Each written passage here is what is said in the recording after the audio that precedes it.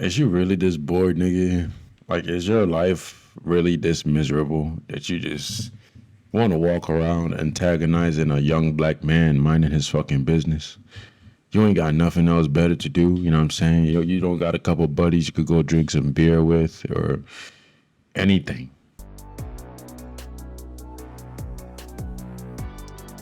The Real Black Fatigue. Video by Antonio Speaks. Completely lost its original meaning. And in 2025, this is a phrase to describe how everyone in the world is tired of black people. Now, I have many problems with this new age term. For one, black people are not a monolith. Nigga, you can't be tired of black people. What the fuck? Nigga, black people add so much fucking flavor to the world, dog. You know what I'm saying? I can't imagine what America would look like without black culture. Hip hop, boy, stop it. Actions of one does not stand with the actions of all. And it's honestly a cherry-picked topic because any race can have a fatigue. Let's do white people, for example. They lead in pretty much all crimes. And to even be petty, based off the statistics, we shouldn't leave no kids around them. Let's move on to the other minorities. For example, the Indian community. They have a mass... You shouldn't leave your kids around anybody that you don't, you know what I'm saying? Really? I say you shouldn't leave your kid around anybody that ain't super close to you. Like, I'm talking about like maybe your mom, like somebody you really know and trust. Scamming epidemic, but no one goes around grouping the scammers as the whole face of the Indian race. And you know another crazy thing about this black fatigue term? It is actually like a niche genre of content. From TikTok to Instagram to YouTube, if you put black fatigue in the title or in the thumbnail, it is guaranteed to bring you views. I say this all the time. Black people are the topic of discussion. Now in today's video, I'm gonna show you guys some real black fatigue. For one, the original meaning of black fatigue comes from a book, Black Fatigue, How Racism Erodes the Mind, Body, and Spirit. It's basically a term describing the physical, mental, and emotional exhaustion related to daily experiences of systematic racism and inequities faced by black people. Sometimes as a black parent, it feels like you have to raise your kids twice. Like you have to teach them how to navigate life and then teach them how to navigate life as a black person. So I have black sons. So it's like, here's how you navigate the world. But also, when they were very young, you can't have a toy gun. You can't have a water gun. You can't play with a gun at a water park. As a matter of fact, I never buy you guys guns because Tamir Rice had to play a toy gun and it ended his life. And you can't walk around the neighborhood with a hoodie on your head. I remember having that conversation with my sons after Trayvon Martin. You can't walk around this neighborhood with a hoodie on your head. My son was like, but my head is cold. I'm like, if somebody thinks you don't belong here, you got a hoodie on, they call the police, they call the... Life is already hard. And like this brother just explained, for black people, it's like a... Nigga, I experienced this shit firsthand in fucking... when I used to still live in Philly. You know what I'm saying? Philadelphia, Pennsylvania. If you know anything about Philly, that shit gets crazy out there. You feel me? And it didn't come from a fucking white man. It came from an Indian nigga. Yes. You know what I'm saying? Indians can be racist too, nigga. You know what I'm saying? Don't let this shit surprise you. You feel me? There's racism everywhere from every culture. You feel me? Another code we have to follow as well. And I want to touch up on the topic of walking around neighborhoods with the hood on. Heck, even without walking with the hood, you gotta be cautious. Hey, Nigerian. I'm not from Nigeria. You good, Mud? You good, Mud? What? Exactly. This guy's coming around. Bro, I didn't even do nothing. I haven't said anything. Yeah, you're a Nigerian. Nigerian? Are we dead ass? Bro, don't touch me. Shit. Nigeria must have gave his ex-girl some BBC or some shit, cause this nigga got pure hatred for Nigerians. What the fuck? Listen, bro. What do you even do in situations like this? You know what I'm saying? When you get racially profiled, for one, you go ahead and lay this nigga out and, you know what I'm saying, rock his shit. Now you fit in the description. What the fuck? But at the same time, this dumbass motherfucker don't want to leave you alone. He stayed trying to walk up all in your face and shit. Like, what the fuck? Don't touch me. I'm not playing with you. Hey. Come here. Stop. Come here. Just stop. Did you stop some people in the crosswalk? When? It doesn't matter when. Just stop. A mother and a daughter, and you showed them your waistband? What are you no, talking sir. about? No, sir, we don't do that here. Don't touch me. I'm not touching you. Just calm down. Calm down with that in your I waistband. don't have nothing. You better stop it right now. I don't have You that. better stop. What are you talking about? Why'd you pull a gun on somebody else? I didn't do nothing, man. Why'd you fucking talk to Kelly? Oh my and God. Abby in an out-the-mouth kind of way? What are you talking about? Who the are you talking about? Yeah, you Chill should out. back the up. Have a conversation. No, Just leave me alone. no, stop your.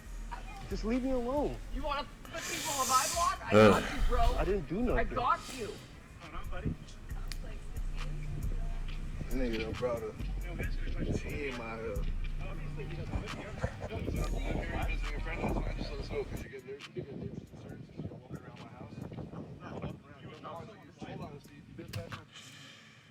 Is you really this bored, nigga?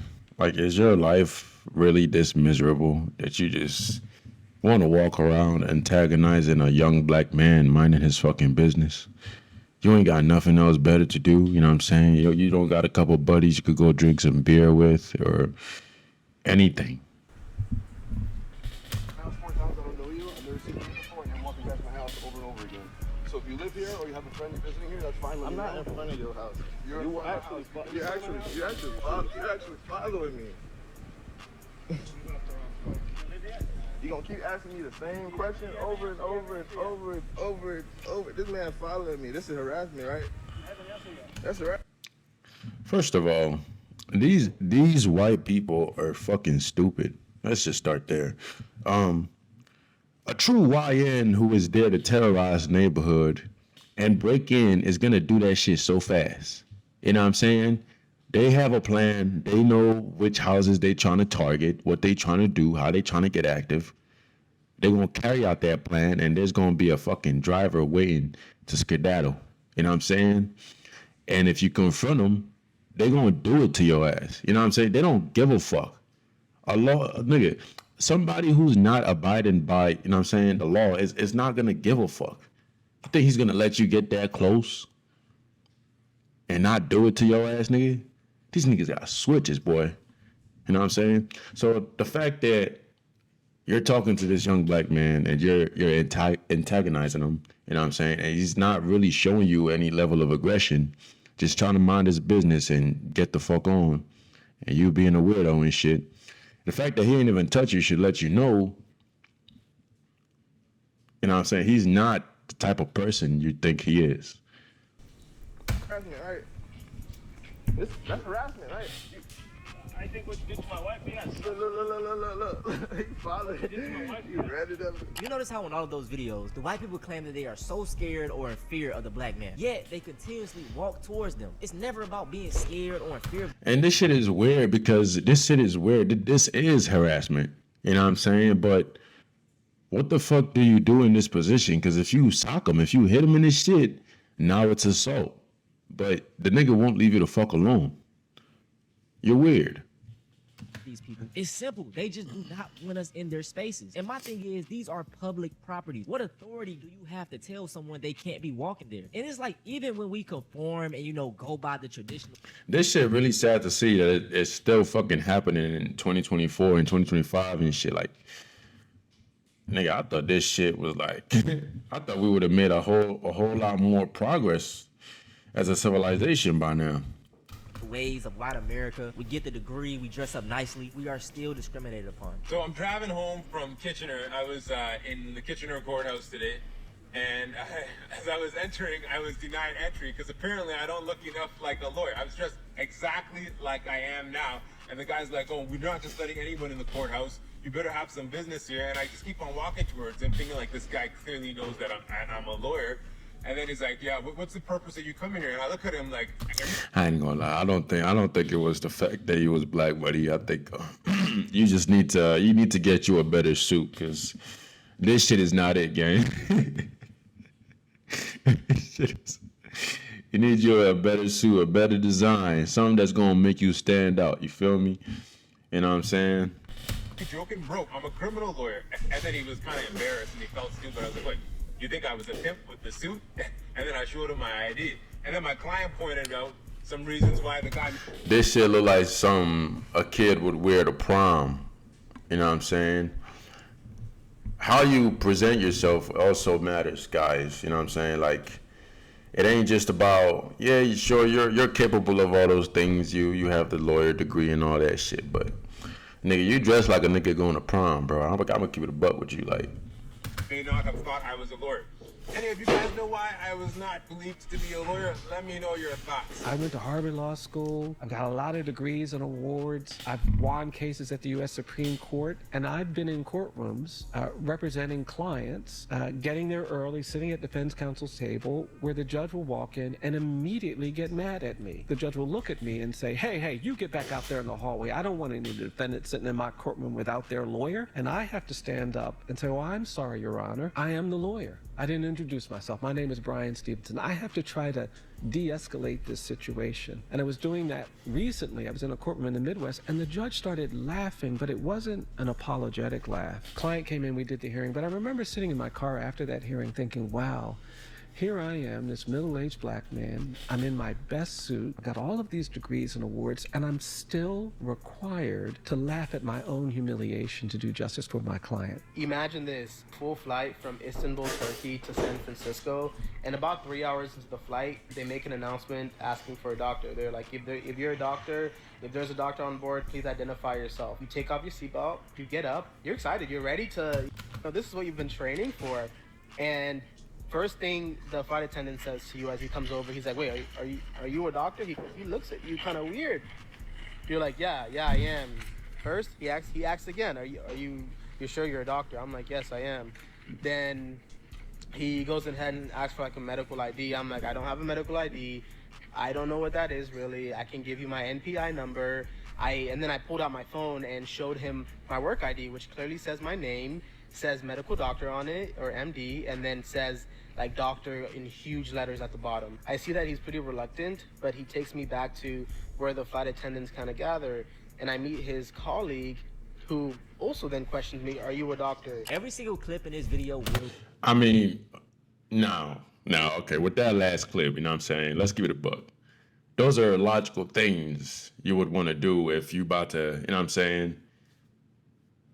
You know what I'm saying? You really about to work on somebody's life right here. So I get the fact that he would be worried and make sure you're actually legit and you know what the fuck you're doing. So I wouldn't blame him, you know what I'm saying, for doubting and shit. Be in the description, but I really want y'all to check out the rest of that doctor video. He went on to say that even after explaining all of his credentials and even after he worked on the patient in the plane, the pilot still disregarded everything that he said because he couldn't prove that he was actually a doctor, because he's black. And that is why I say, man, as black people, we have to always be unapologetically black. No matter what we do, we're still just going to be labeled as another nigga. And I love how people bring up 1350. Black people are 13% of the population but commit 50% of the crimes. It's false. Black people actually account for 50% of exonerations. But guess what? When you're black, you automatically guilty. I live here. I've been living here for about 5 years. And then Karen walked up to me just now, and she was pestering me about what I'm doing following her. What am I doing? She came all the way to my car, and now did you call security yet? What did he say? You gotta understand too, some people have fucking mental illness, bro. And that shit comes in different form, you know what I'm saying? And they don't even be knowing. You want me to help you call security? How long y'all been living here? How long y'all been living here? You got anything to say or no? You just... I don't give a... I don't give a... I pulled in here where I pay $1,700 a month. Exactly what you're wearing. And then you have a backpack. That's crazy. Yeah. So the description was me of the person that broke into your car? Yeah.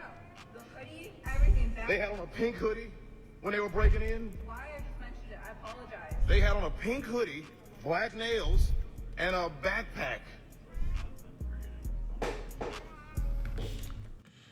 Now, I am a big believer in the law of attraction and how you carry yourself, the things that you believe, the things that you say, practice, and the things that you give the most energy to always kind of find its way back into your life and shit. Now, pay attention to this nigga's hoodie, bro. That shit say everybody versus racism. If you walk around with this mindset, you know what I'm saying, that everybody is just out to get you, No, I'm not saying these people aren't racist or whatever the fuck, you know what I'm saying? But I'm saying when you give something energy, you get more of it. You know what I'm saying? There's a chance that this nigga is always thinking about racism and, you know what I'm saying, just his experiences and shit. And he focus on that, give that shit energy, and he gets more of this situation, you know what I'm saying, of these piece of shit kind of people.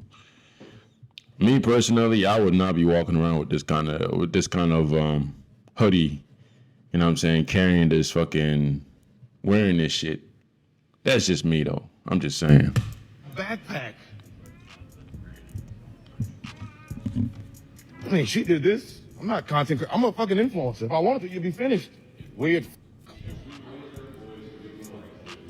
If you raise your voice, no. What if I get more likes? I get more likes if a white woman walks up to me and asks me what I'm doing in my apartment. She's not white. All right. She's Mexican. All right. Good day, Karen. And who the fuck you are, goof? Y'all, because he was black, he fit the description, man. The first black person she's seen. Oh, you did it. Like, bro, what is this?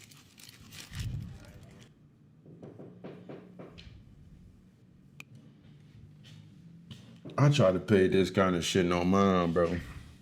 Listen, understand people are always gonna make fucking conclusions of whatever the fuck they want to believe about you, but you know you better, you know what I'm saying? These motherfuckers don't know shit about you. A motherfucker won't know shit about you just based off a 2-minute interaction, you know what I'm saying? They're not gonna know shit about you.